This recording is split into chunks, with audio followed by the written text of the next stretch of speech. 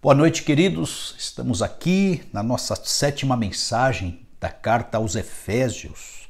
Abra aí a sua Bíblia em Efésios capítulo 5, verso 21. Vamos ler esse texto, Efésios 5, 21. Meu tema é ajustes caseiros. Lembrando de você dar o seu like, divulgar este canal, se inscrever no canal e estar atento às nossas agendas. Terça-feira estamos tratando sobre dons, quinta-feira, como hoje, Efésios, e domingo estamos trabalhando algumas mensagens para a edificação da igreja.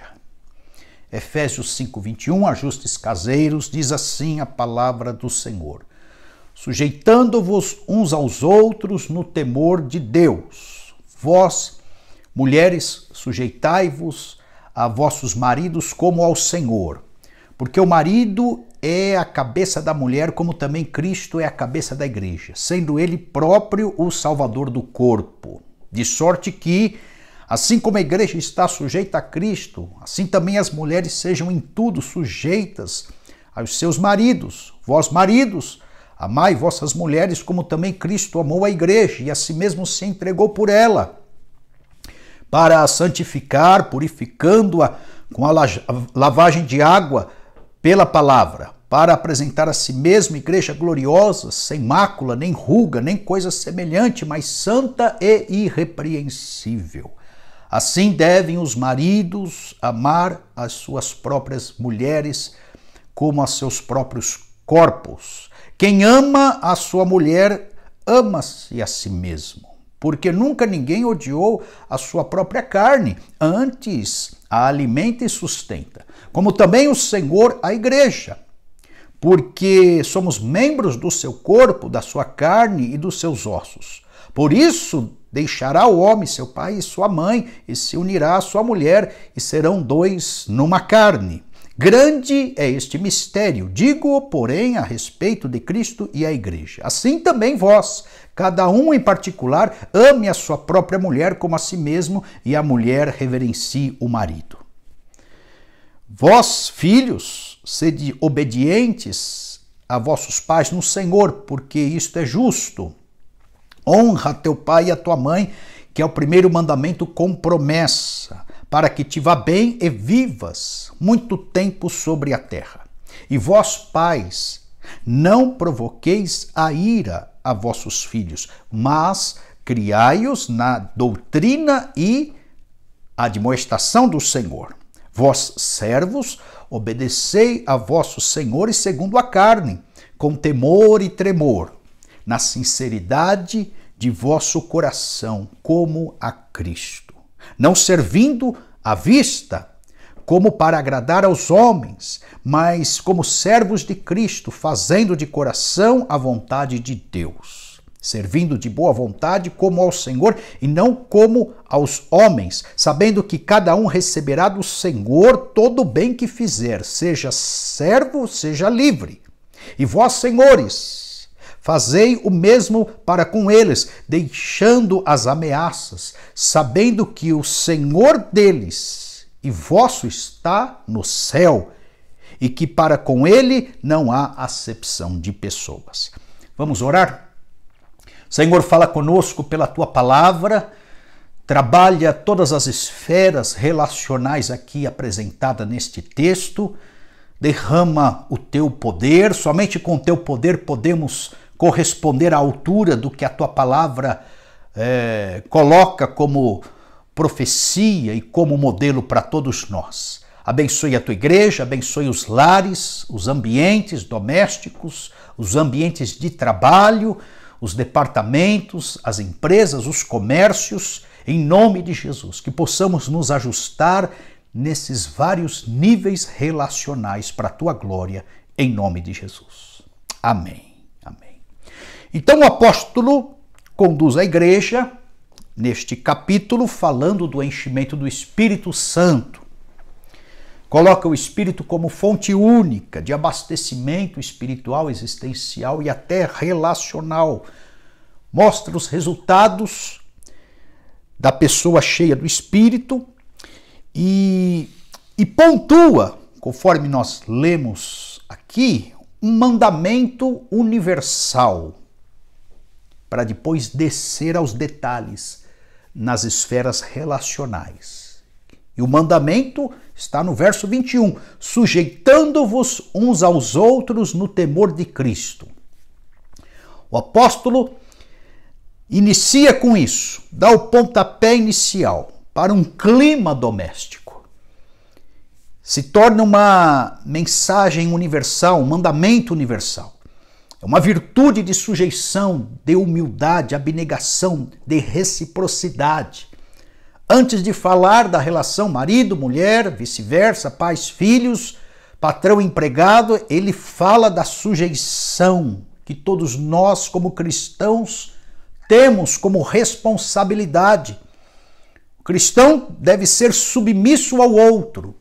Há uma bênção na submissão que poucos utilizam. O cristão não pode ser altivo, arrogante, soberbo. Nesta sujeição universal, como mandamento de reciprocidade, há uma diaconia, há um servilismo, há um interesse de você se deslocar em direção ao outro para saber o que o outro necessita, o que o outro precisa. Essa sujeição vem ser caráter de Cristo. Logo, se é caráter de Cristo, é roupagem para todos nós. Essa sujeição deve dominar o nosso coração. O caráter de Cristo em mansidão, em humildade, faz com que ele se desloque, todo cristão, com relação ao outro, aquele que está à sua frente necessitado, precisando de uma ajuda. Se ele tiver essa têmpera, se ele estiver imbuído com esta intenção, facilitará e muito todas as esferas relacionais, dentro de casa, criação de filhos e o ambiente secular do trabalho. Então é característica fundamental esse mandamento de reciprocidade para que façamos os ajustes caseiros. E quero pensar com os irmãos nestes ajustes, a partir dessa base, sujeição mútua, recíproca, como um mandamento universal para todos nós. E o primeiro ajuste que ele lança à luz é o resgate da submissão feminina. Se essa mulher, entendendo a sujeição universal, sujeitando uns aos outros, consequentemente será fácil ela se sujeitar ao marido. Verso 22, vós mulheres, sujeitai-vos a vosso marido como ao Senhor, porque o marido é a cabeça da mulher, como também Cristo é a cabeça da igreja, de sorte que, assim como a igreja está sujeita a Cristo, assim também as mulheres estejam em tudo sujeitas, submissas ao seu marido. Quando a mulher se desloca em sujeição ao marido, ela está suprindo a primeira necessidade do homem, que é respeito. Esta proposta de conversão, de convergência, de submissão que a mulher faz, isso é benéfico para ela, porque, em primeiro lugar, ela se sente completada, ligada a alguém. E se esse alguém é o marido, isso fortalece a sua feminilidade. Em segundo lugar, a mulher, na sua emoção, psicologia, ela depende de ligações afetivas. Mais um motivo para ela ser sujeita ao marido e estar ligada ao marido, ligada a alguém. Então ela se sente mulher nessa teia relacional a partir da conjugalidade. Começa então lá no matrimônio. A mulher exercendo o seu ministério e ela trata o marido como ela gostaria de ser tratada. Isso está embutido na mulher. Então ela começa a semear a submissão, essa é a proposta, e consequentemente ela colherá a submissão, apesar que a exigência aqui, nós vamos ver, será outra para o marido, será amor, mas essa reciprocidade deste mandamento deve ser aplicada em todas as relações. Uma vez semeando sujeição, ela colherá também a submissão do marido em algumas áreas. O homem, se sentindo respeitado, ele semeará respeito para ela e ela retornará também com respeito. Então, esses movimentos são retroalimentares, é fundamental no casamento. Esse texto trabalha essa intimidade do casal e resgata feminilidade. Então, na submissão, você cria espaço para diálogo, para as negociações, para a honra, para o complemento. Conforme eu falei, há uma bênção embutida aqui. Não é humilhação a submissão. Entenda isso, minha irmã. É uma boa semente, é uma excelente semeadura. A mulher que faz isso, ela está muito mais para aquela que edifica a casa. Ela está se assemelhando ao exemplo de Sara, 1 Pedro capítulo 3, verso 6, como Sara obedecia a Abraão, chamando-lhe Senhor, da qual vós sois filhas, fazendo o bem e não temendo nenhum espanto. Minha tese aqui nesse verso é: a mulher insubmissa, ela cai numa perturbação de alma e Deus quer livrar esta mulher, esta esposa, de tal ou de tais perturbações. E a observação que eu faço é no verso 22, 24 e 33, do advérbio de comparação. Esse capítulo, falando destes ajustes domésticos, geram várias comparações de Cristo com a igreja e do marido com a esposa. E está lá no verso 22, vós mulheres, sujeitai-vos a vossos maridos como ao Senhor. Aqui está o laboratório doméstico. Esta mulher sendo sujeita a Cristo, automaticamente ela será sujeita ao marido. Esse é o exercício. Esse é o teste, a aprovação nesse laboratório chamado lar. Verso 24, lá no final, mulheres sejam em tudo sujeitas aos seus maridos. Eu estou recalcando esses versos para mostrar a comparação.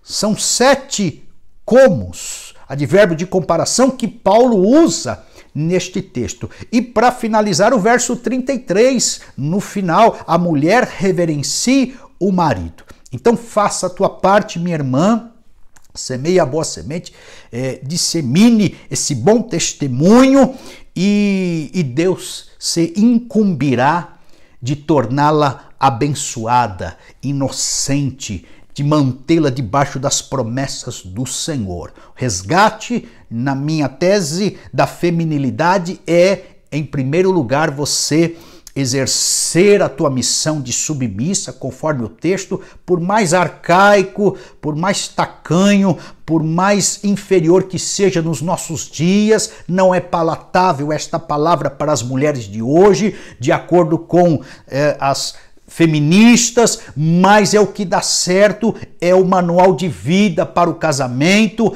é o perfil da mulher sábia que edifica. Faça isso, Deus te abençoará, Deus te coroará de bênçãos da parte dele, teu lar será exaltado da parte do Senhor, glorificado em Deus, e as ameaças de divórcio, de litígio, de brigas, de conflitos serão eliminadas. Então não dê bola para a torcida das feministas, que muitas delas, por serem rebeldes, arrebentaram seus lares e ficam transferindo inveja para os lares daquelas que continuam no padrão bíblico. Vigie com isso. Isso é ajuste doméstico que nós fazemos nesta noite de forma reflexiva. Aí está. Agora, com relação aos homens, para suprirem a primeira necessidade da mulher, que é amor. Se a primeira do homem é respeito, a primeira necessidade da mulher é ser amada. E aí fica o recado para os homens. Homens, maridos, amem as vossas mulheres. Verso 25. Está a responsabilidade sobre os ombros masculinos, maridos, amai vossa mulher como também Cristo amou a igreja e a si mesmo se entregou por ela. Novamente a comparação.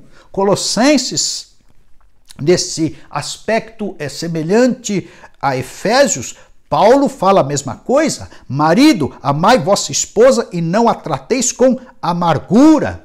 Então a função do cristianismo não é desenvolver virtudes heróicas do indivíduo, mas remover o egocentrismo e estabelecer o amor.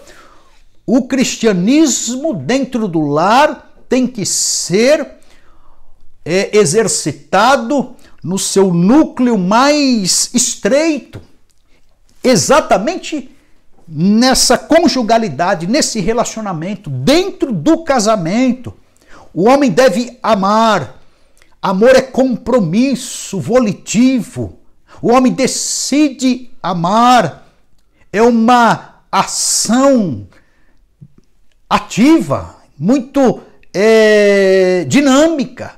Não pode ser mera emoção passiva. O amor é disposição e deslocamento para o outro. A pessoa dá o que ela tem de melhor e oferece o que a outra precisa. E ela faz isso sem economia de si. Percebo que homens ficam se restringindo, tendo para dar, podendo exercer o deslocamento, servir a esposa. Eles ficam numa economia, numa restrição. Eles ficam se atrofiando, não se entregando na relação. Na composição masculina, o homem precisa se entregar. O homem se refaz na entrega. A identidade masculina é recalcada quando há esse movimento de entrega. Então, amar é você desejar o bem da outra pessoa. É você levar o fardo dela. Mulheres estão infartando, mulheres estão envelhecendo, mulheres estão cansadas, mulheres estão se tornando enfermas porque o fardo se torna pesado demais. O marido não ajuda. Então quem ama ajuda a carregar. Carrega, mesmo que seja penoso, e faz de forma voluntária, mesmo também que desgaste. Então, neste ponto, neste quesito, quando o homem dá de si e dá do seu, o amor se torna incondicional. Ele passa a responder, inclusive o mal com o bem, e se desloca tentando aperfeiçoar o relacionamento conjugal. E nesse deslocar, quando a mulher sente esse amor incondicional, sacrificial por parte do homem, porque ele está sendo comparado a Cristo e a esposa à igreja. Cristo se entregou pela igreja, Cristo morreu pela igreja, o homem faz este movimento também, cria o sagrado dentro de casa e, como Cristo melhorou a igreja, o homem melhora a sua esposa. Cura a sua esposa, alivia o fardo da sua esposa, conforme falei, santifica a sua esposa. Se não, vejam os irmãos no verso 26 e 27. O que Cristo fez com a igreja, o marido tem que fazer com a esposa dentro do lar, da casa, para santificar, purificando-a com a lavagem de água pela palavra. É o exercício sacerdotal para apresentar a si mesma igreja gloriosa, sem mácula, nem ruga, nem coisa semelhante, mas santa e irrepreensível. Então, a ideia aqui é a seguinte: a esposa tem que se alegrar. A esposa deve viver em estado de graça. A esposa precisa se santificar. A esposa, ela torna o seu semblante rejuvenescido, sem ruga, diz aqui o texto. Ela vai sendo comparada a algo semelhante a Cristo. A igreja de Cristo, ela vai se tornando irrepreensível, ela vai melhorando nesta caminhada, ao passo que ela passa a ser recepcionadora do amor do seu marido. Então é um grande desafio para o homem. Eu vejo que algumas mulheres pensam que o peso maior está nos ombros delas, mas engano. Do ponto de vista bíblico, o peso maior, a ação primeira, a força motriz é do homem com relação à mulher, conforme estamos vendo aqui. Grande é o nosso desafio em melhorarmos as nossas esposas. Caso contrário, isto não praticado, não realizado, vamos para Pedro, capítulo 3, verso 7, a parte final. Vou pegar o que nos interessa.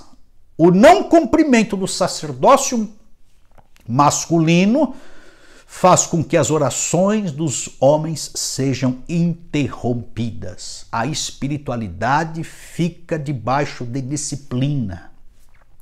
Há um tratamento de Deus aqui, parece que é isso que Pedro está falando. Então, homens, nos ajustes caseiros desta carta, temos que melhorar nossas esposas. Para os casados, obviamente. E para tanto você precisa se amar. Você só amará a tua esposa, verso 28, se você se amar. Você só proverá para ela se você prover para si. Antes a alimenta e sustenta, verso 29. Você tem que estar integrado com você para você poder estar integrado com ela, ser uma só carne com ela. E os teus valores fidedignos e alinhados com a palavra de Deus, ou seja, fidelidade, integridade e caráter, para gerar a fidelidade na conjugalidade, verso 33. Ame a sua própria esposa. Então, para nós casados, o amor no ambiente doméstico ou fora dele tem endereço, tem cumplicidade, tem conectividade, tem objeto, tem oxigênio, tem ventilação, tem honra, tem bem-estar. Amar é isso. É gerar paz, tranquilidade, é frutificar, é dar prazer, é ser agradável, é abençoar, é dignificar, é ser solidário, é igualar, é honrar, amar é isso. E aí, concluindo aqui esse ajuste, para que o homem supra a primeira necessidade da mulher, que é o amor, as diferenças não se transformarão em conflitos, os limites serão respeitados e redirecionados para não ferir o outro. Os erros serão administrados sem cobranças perfeccionistas e administrados também pelo perdão de Deus e de si próprio. A sexualidade não será reduzida a sexo somente com o teor erotizante. A identidade não será substituída pelo utilitarismo. O outro, a outra, não se transformará em objeto e o sujeito, no caso ela, não será inferiorizado em momento algum. Pense nisso. Terceiro ajuste, caseiro. Filhos, obedeçam aos vossos pais. Agora estamos já no capítulo 6. Filhos, obedeçam a vossos pais no Senhor, pois isso é justo. Honra teu pai e a tua mãe, que é o primeiro mandamento com promessa, para que te vá bem e seja de longas vidas sobre a terra. Então, primeiro lugar aqui nesse ponto dos filhos, no caso os solteiros, obedeçam. O lar também é um laboratório para vocês. É um laboratório de treino para vocês ouvirem a voz de Deus. Voz essa personificada, prefigurada nos pais. Quando contraírem matrimônio, estarão livres. E por conta do treino, na infância, na juventude, na adolescência, a obedecer os pais, a ouvir os pais, ficará mais fácil na idade adulta, quando casados, a ouvirem também a voz de Deus. Esse é o exercício. E agora, casados, cabe então somente a honra. Honrem aos pais depois de casados. Quero deixar aqui um recadinho para aquele cônjuge, para aquele homem, para aquela mulher, para aquele marido, para aquela esposa que boicota o sogro, a sogra, que boicota os pais. Pare com isso. Isso é carnalidade. Eu percebo que há uma desigualdade. Alguém briga lá no meio e aí os boicotes, as carnalidades, os julgamentos, as críticas, os conflitos se iniciam. E isso é uma festa na mão de Satanás e dos demônios. E aí aquele joguete, eu não vou deixar os meus filhos irem, ninguém vai ver meus filhos mais, então eu deixo o meu recadinho para você que está ouvindo aí, que está com essa triangulação, com esse jogo de poderes, com essa queda de braço, boicotando o teu marido ou boicotando a tua esposa a não verem os avós de um lado ou de outro, ou a você não honrar o teu marido, a tua esposa, indo juntamente com ele na visita aos pais ou ao sogro e à sogra. Cuidado com isso. Você entendeu o que eu estou falando? Quem tem esse tipo de conflito sabe que há uma ação opressora por detrás disso e isto não é edificante, não é louvável, não é obra da parte de Deus. Você sabe disso. Então, e os filhos estão de olho. Você está construindo modelos. Então, volto a dizer, quebre isso, vigie com isso, não permita isso e tenha a boa postura de ser um bom filho, uma boa filha, uma boa nora e um bom genro, para a glória e honra do Senhor. Então considerem filhos, quer no estágio de solteiro ou já de casados, que os pais amam, que é gente que quer bem, que conspira o que é certo, conspiram melhor. Eles têm o seu peso, têm a sua autoridade. Claro que com exceções, tem muito pai e mãe na idade avançada que são tolos, que são carnais, que continuam semeando contenda entre filhos. Eu sei disso. Mas faça a tua parte, mesmo que eles não tenham deixado um bom legado, um bom berço, uma boa educação, transferência, uma boa herança, mesmo assim, honre o teu pai, honre a tua mãe. Vá lá visitar. E visite enquanto estão vivos.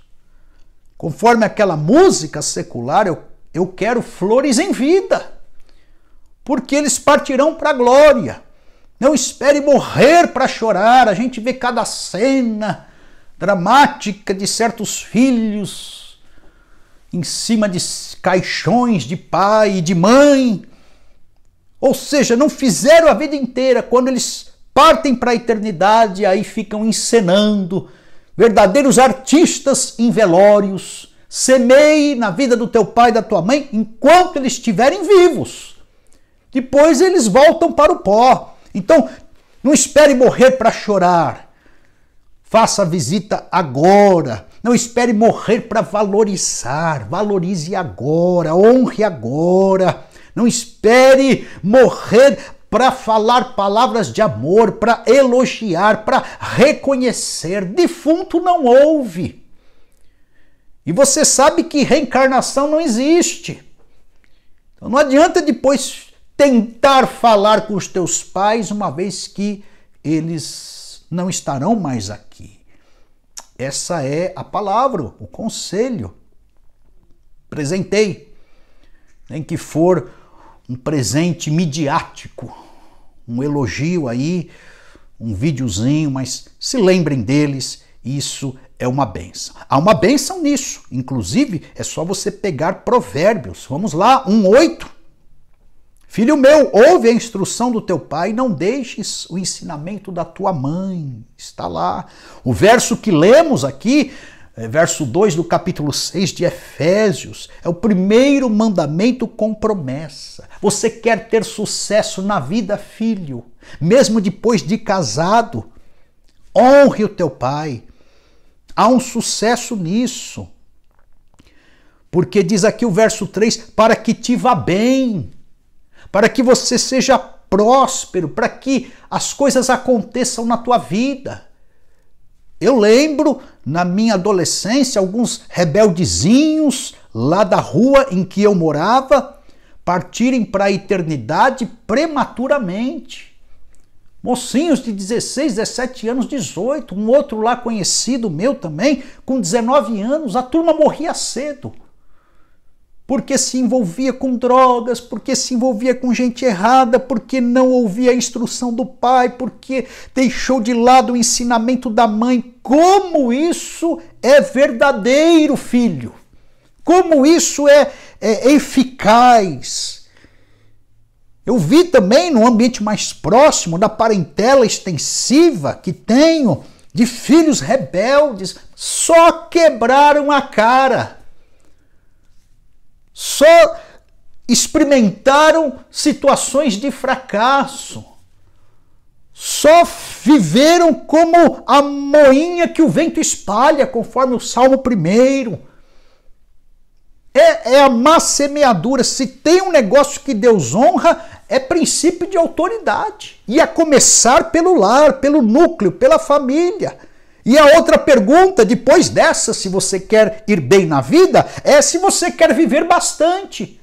Conforme eu falei, eu contemplei os colegas da rua, do bairro, periferia, gente simples, partindo cedo. É o que está falando o verso 3 ainda, e sejas de longas vidas sobre a terra. Quer viver bastante? Quer fazer o aniversário de 100 anos? Obedeça o pai e a mãe. Honre o pai e a mãe. Volto a dizer, mesmo que eles não tenham sido tão exemplares assim, faça a tua parte e fique debaixo da promessa de Deus, Deus te honrará. Quarto ajuste, caseiro, pais, agora os pais. Verso 4, e vós pais, não provoqueis a ira a vossos filhos, mas criai-os na doutrina e na admoestação do Senhor. Então, pai, não provoque a ira ao teu filho. Não excite o teu filho, tornando-o irado. Não provoque, não seja pirracento. Como é que é isso, pastor? Quando você promete, não cumpre. O filho vai ficando irado. Você já perde a autoridade, a autenticidade. O discurso, ele sabe, o filho começa a observar. É desprovido de realidade, de vida. Quando você cobra, mas você não faz. Se tem alguém depois de Deus que fica de olho em você, pode ter certeza que é o filho. A gente não está percebendo, mas eles estão filmando a gente, crescendo, observando, eles precisam de modelos. Você é o modelo. E está falando aqui para não ser um modelo errado. Quando você coloca tudo e todos como mais importante na vida deles, eles percebem isso também. Como eles ficam irritados. Que mais? Quando um dos cônjuges empurra, desova para o outro a criação. Geralmente os homens jogam a criação para a mão das mulheres. Fala, cria você aí, eu vou ganhar a vida. Então o filho também fica um pouquinho irritado com isso. Brigas de marido e mulher na frente dos filhos. Isso aqui é um show de horror. Os filhos vão ficando irritados, enrugados, inseguros.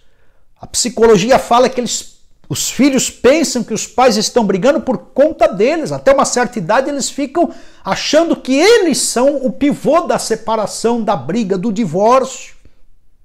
E muitas vezes não tem nada a ver.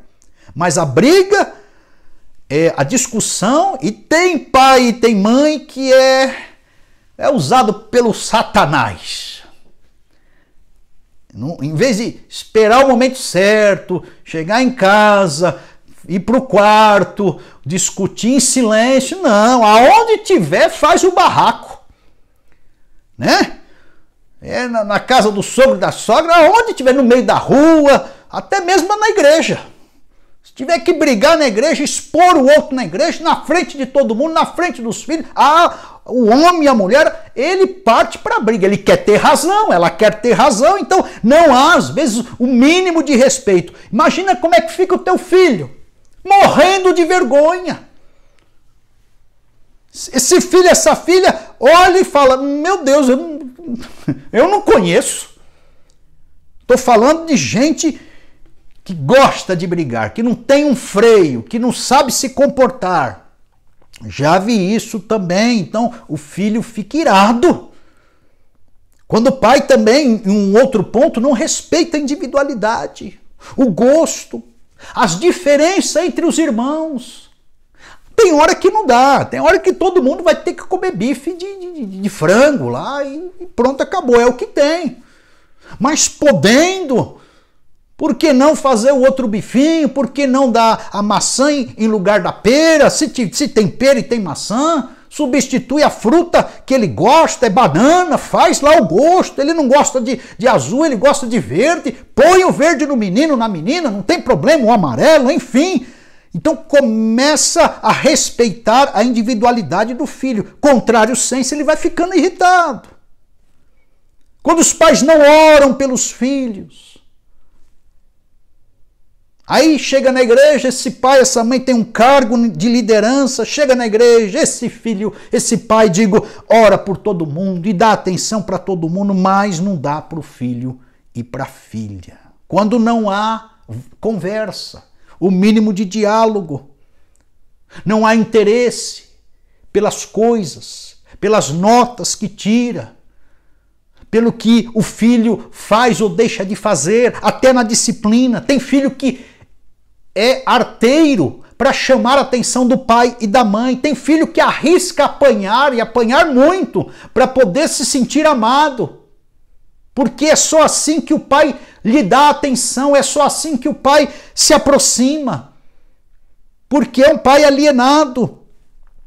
Quando o pai não passa a ouvir a opinião, quando não presenteia, quando não percebe a linguagem de amor deste filho, quando esse pai não abraça, não toca, não elogia, não reconhece, não gera o mérito, o filho vai ficando irritado. A lista é grande, meu irmão.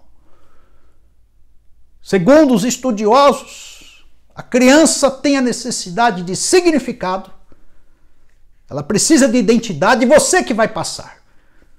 E aqui vai minha crítica. Tem pai que chega aqui, desova os filhos na igreja e fala, pastor, marca a vida dele com espiritualidade. 1 hora por semana eu não consigo fazer nada aqui. Nem as professoras, as tias da escola dominical. É você aí, meu irmão, assumindo o sacerdócio do seu lar juntamente com a tua esposa, que vai gerar uma identidade no teu filho. Eles precisam, em segundo lugar, de segurança. Isso é conferido pela qualidade de tempo.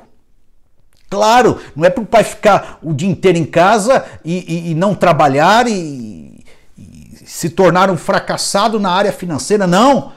Mas minimamente algumas horas, e os estudos falam exatamente isso, que seja meia horinha, mas com intensidade, só para ele.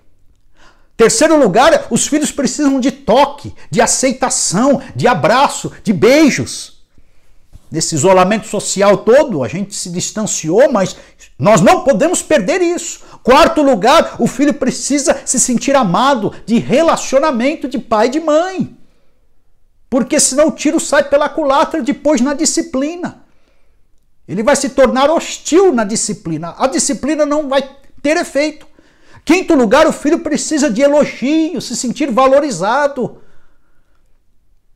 Não economize nisso, o elogio é biodegradável. O elogio de hoje não serve para amanhã. Amanhã você tem que elogiar de novo, em outro aspecto. Sexto lugar, o filho precisa de disciplina. Disciplina. Os psicólogos liberais e libertinos que me desculpem, mas a Bíblia fala da varinha. Uma palmadinha no bumbum, um amortecedor, né? Cheio de carne ali, de vez em quando, se o filho pular a cerca, é o famoso tratamento do pastor com a ovelha que se distancia. O pastor vai lá e quebra a perna da ovelha. Assim faz Deus conosco. Então, se não aprendeu ganhando, essa é a máxima. A disciplina é para que ele aprenda perdendo. Ele perde alguma coisa, algum privilégio. E em sétimo lugar, o filho precisa de Deus. É você que confere Deus. Está aqui, faça os ajustes. Pais, observem isso. Coloquem limites, apliquem as regras, seja modelo, demonstre afeição, gere sentimento de pertencimento, deleite-se na singularidade de cada filho, dê espaço para a autonomia deles, regras comuns para todos, mas regras singulares. Afirme o valor pessoal de cada um deles, cultive sentimento de competência, você pode sim, seja um profeta, lance eles para o futuro, discipline quando necessário. Quinto ajuste, agora não é tão doméstico, porque é a relação patrão-empregado e vice-versa. Então está aqui, empregado-patrão, verso 5 de Efésios 6. Vós servos obedecei a vossos senhores segundo a carne. Aí vai. Então está falando aqui, trabalhador, não seja rebelde no trabalho, no ambiente secular, na empresa, no comércio que você vive, trabalha, ganha o teu pão. Diz aqui verso 5, servos, trabalhadores, obedecei a vossos senhores segundo a carne. O que tem de crente rebelde dando mau testemunho no ambiente de trabalho não está escrito no gibi. Trabalhem direito, diz aqui o verso 5 ainda. Olha, a Bíblia ensina até os funcionários cristãos a trabalharem com temor e tremor, respeitando, entendendo a hierarquia, a autoridade. Tem gente que sai peitando o patrão. E você sabe que no nosso solo, os juros, os impostos, a política para o empresário, para o comerciante, hoje são difíceis, não é fácil. Não estou aqui para fazer política, nem falar disso, nem defender um lado ou outro, mas a gente percebe aí que o nosso César arranca a nossa pele. Esse empresário, esse patrão, esse empreendedor, esse comerciante, ele está, sim, tem o lucro, claro, mas muitos estão ali trocando 6 por meia dúzia. Colabore, meu irmão cristão, você que é funcionário, não piore a situação, seja um intercessor. Eu lembro as empresas que passei, a gente fazia discipulado no almoço, chegava 15 minutos mais cedo para orar com o departamento, falava de Jesus para as pessoas, Imprimia versos bíblicos e distribuía na hora do almoço para não atrapalhar. Era chamado para resolver questões, até questões de conflito entre as pessoas. Qual era a opinião segundo Deus? Olha só, aonde Deus colocava a gente por conta do temor e tremor a Ele. Trabalhe como ao Senhor, diz o texto, na sinceridade de vosso coração, como, comparativo aqui, como a Cristo. Ou seja, em última análise, o teu patrão é Jesus. Em última análise, o teu patrão é Cristo Jesus, é Deus. Então, sacralize o ambiente secular. Faça o sagrado. Estenda o reino dos céus para dentro da repartição, do laboratório, do departamento. Estenda o reino dos céus. Lá você é embaixador do reino. E de quebra você trabalha e leva o teu salário no final do mês. Essa é a ideia. Você não tem ali só ocupação. Você tem uma vocação espiritual ali dentro como embaixador do reino para representar Cristo. Mas faça direito. Conforme lemos aqui, verso 6 agora. Não servindo para agradar a homens, mas como servos de Cristo. Dê testemunho lá dentro. Tem gente que não para em emprego, fica pulando de emprego em emprego, não fixa, não firma, por causa do mau testemunho. Então tenha Deus como patrão, mas obedeça o patrão da terra. Verso 7, servindo de boa vontade ao patrão da terra, como, outra comparação, verso 7, como ao Senhor e não a homens. Aí Deus olha lá e fala, mas que meia boca de funcionário esse homem, essa mulher é. Por quê? Verso 8, porque Deus é quem te recompensará. Olha aí verso 8, sabendo que cada um receberá do Senhor todo o bem que fizer. Em última análise, trabalhou errado, pode ser mandado embora, e nessa crise será, e faltará revelação aqui, para você entender que em última análise, quem te recompensa é o Senhor. Agora eu tenho visto, inclusive na nossa igreja, um ou outro aí, a empresa vai, passa o corte, o facão, e a pessoa continua. Por quê? Porque é bom funcionário.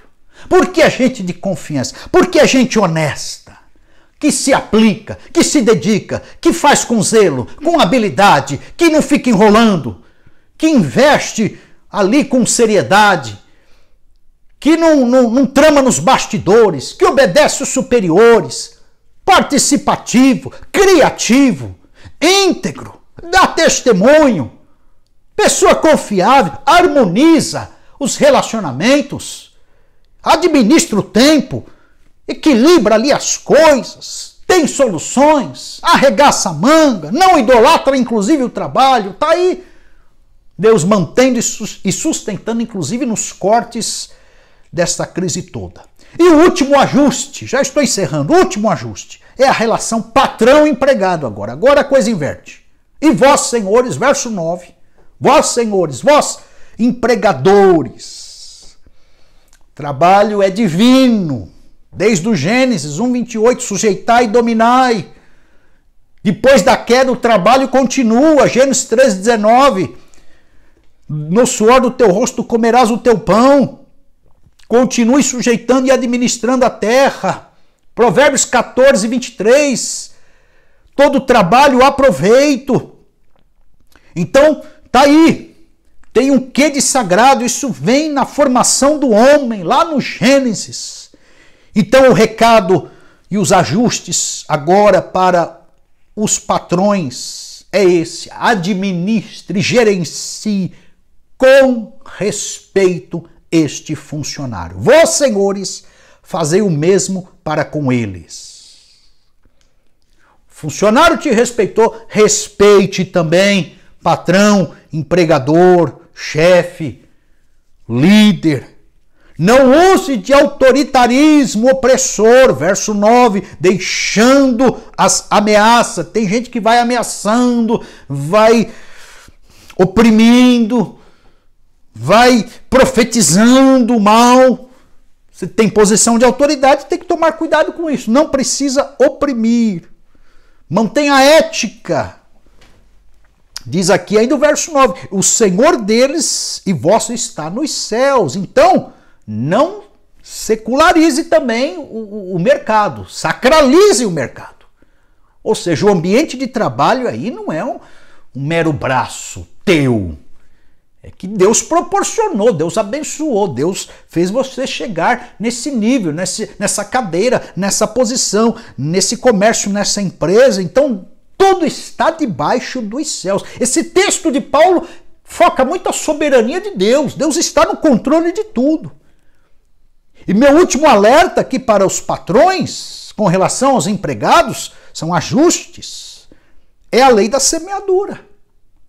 Olha lá, Deus não faz acepção de pessoas. Para Deus não há acepção de pessoas. Deus está nos céus. E se Deus é com o funcionário, é contigo também e não faz acepção de pessoas. Então, está embutido aqui nas entrelinhas a lei da semeadura. Está dito aí o recado, essa é a lógica da bênção de Deus. Ajustes nas esferas conjugais, criação de filhos, com respeito aos pais, ambiente de trabalho, nos dois sentidos, patrão e empregado. Observe aquilo que você se encaixou, em que Deus falou com você, e faça os ajustes necessários. E que Deus te abençoe. Deixa eu orar. Pai, em nome de Jesus, eu te louvo e te agradeço por esta palavra. Obrigado porque o teu Espírito sempre fala conosco.